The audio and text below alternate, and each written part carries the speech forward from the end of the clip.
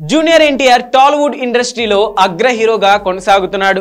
అయితే అలాంటి జూనియర్ ఎన్టీఆర్ 6 సంవత్సరాల తర్వాత దేవర సినిమాతో ప్రేక్షకుల ముందుకు వచ్చారు. ఇక అరవింద సమేత 2018 సంవత్సరంలో వచ్చింది. ఈ దేవర సినిమాతో 6 సంవత్సరాల తర్వాత సోలోగా ఎంట్రీ ఇచ్చారు జూనియర్ ఎన్టీఆర్. ఇక ఈ సినిమాకు కొరటాల శివ దర్శకత్వం వహించగా బాలీవుడ్ బ్యూటీ జాన్వీ కపూర్ హీరోయిన్ గా చేయడం జరిగింది. అయితే ఈ సినిమాలో హీరోయిన్ జాన్వీ కపూర్ పాత్ర చాలా తక్కువ, ఎక్కడ కూడా జాన్వీ కపూర్ కనిపించలేదు. ఇక బాలీవుడ్ ఇండస్ట్రీ నుంచి తీసుకువచ్చిన కొరటాల శివ టాలీవుడ్ లో హైలైట్ చేయలేకపోయాడు.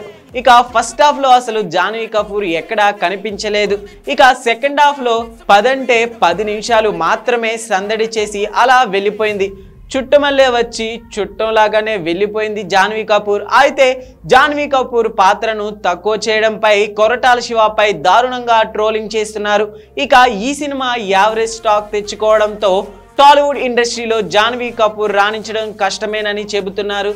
ప్రస్తుతం శ్రీలీల అలాగే కృతి శెట్టి లాగా జాన్వీ కపూర్ మారిపోతుందని కొంతమంది చెబుతున్నారు. ఇక శ్రీలీల అలాగే కృతి శెట్టి మొదట్లో బంపర్ హిట్ సినిమాలు అందుకున్నారు. ఇక చెరొక హిట్ అందుకున్న తర్వాత వరుసగా అవకాశాలు దక్కించుకున్నారు. కానీ ఆ తర్వాత శ్రీలీల మరియు కృతి శెట్టి సినిమాలన్నీ అట్టర్ ఫ్లాప్ గా నిలిచాయి. ఇప్పుడు ఆ ఇద్దరు హీరోయిన్లతో సినిమాలు చేయాలంటే దర్శక నిర్మాతలు భయపడిపోతున్నారు. అయితే వారిద్దరి పరిస్థితి హీరోయిన్ జాన్వీ కపూర్ కు ఎదురవుతుందని కొంతమంది అభిప్రాయపడుతున్నారు. ఇక జూనియర్ ఎన్టీఆర్ తో సినిమా చేస్తే జాన్వీ కపూర్ కు మిగిలింది ఏమీ లేదు అని చెబుతున్నారు.